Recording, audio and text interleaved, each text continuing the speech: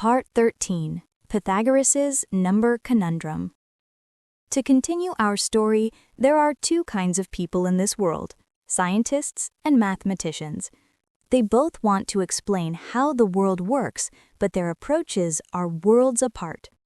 A scientist is like a seasoned wanderer, always cautious, taking each step while asking, "Is this path correct? What are the prerequisites? If the wind changes, will it still hold true?" The conclusions they draw are called laws, and they are always relative, susceptible to being overturned by new observations. Take Newton's laws, for example. They're invincible in the world of low speeds, but once you get close to the speed of light, they have to make way for Einstein. And in the microscopic world, it's a whole new ballgame for quantum mechanics. A mathematician, on the other hand, is like a stubborn general. Once a conclusion is reached, it stands for all eternity, forever unchanged. They start with a few axioms and meticulously deduce, step by step, to arrive at a theorem. As long as the axioms are sound and the logical process is flawless, the conclusion is set in stone, unshakable by anyone. Mathematicians are always confident because their conclusions are absolute. This guy Pythagoras wanted to be both. He wanted to use the absolute truths of mathematics to explain the relative world of science. One day, he passed by a blacksmith's shop on the island of Samos. The clink-clank of hammers hitting metal was by all accounts a chaotic cacophony of noise. But his ears were sharp, and he found a pattern in the racket.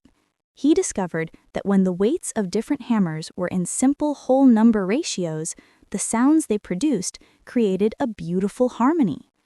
For instance, a 10-kilogram hammer, a 5-kilogram hammer, 1/2, and a 3.33-kilogram hammer, 1/3, would produce a perfectly harmonious sound when they struck together.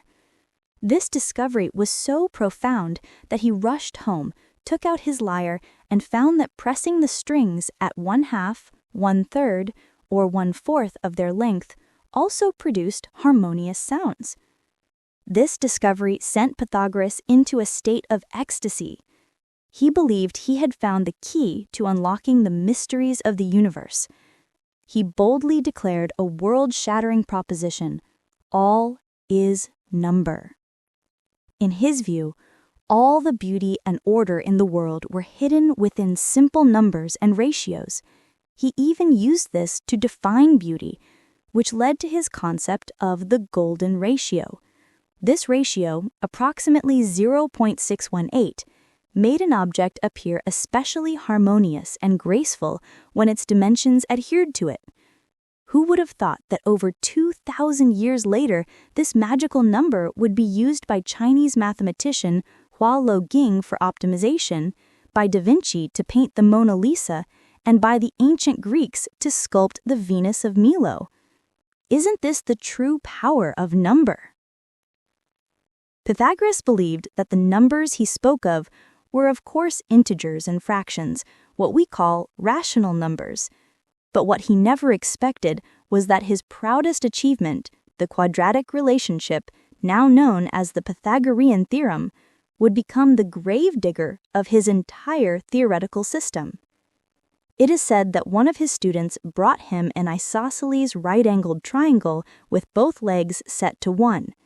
According to the theorem, the length of the hypotenuse was naturally the square root of 2. The student excitedly asked him, "Teacher, what is this number? How can it be represented by a rational number?" Pythagoras was stunned. He tried every fraction he could think of, but none could precisely represent this number. This square root of 2 was like a demon that appeared out of thin air, a monster that could not be tamed by his grand theory. Pythagoras and his followers were terrified by this number, labeling it an irrational number and treating it as an unpardonable taboo.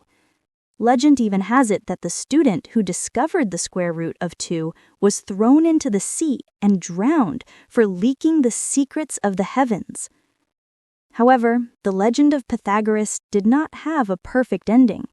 His secret society, with its rigid rules and secretive ways, caused fear among the local population. A man who had once tried to join but was rejected by Pythagoras for not being smart enough held a grudge. 20 years later, during a local riot, this man incited the crowd, spreading rumors that Pythagoras' society was plotting against the citizens. The angry mob surrounded the society's quarters, set them on fire, and most of the members were killed in the blaze, including Pythagoras himself. The man was dead, and the city was destroyed, but the secrets of the numbers he had revealed transcended the flames and have been passed down to us today.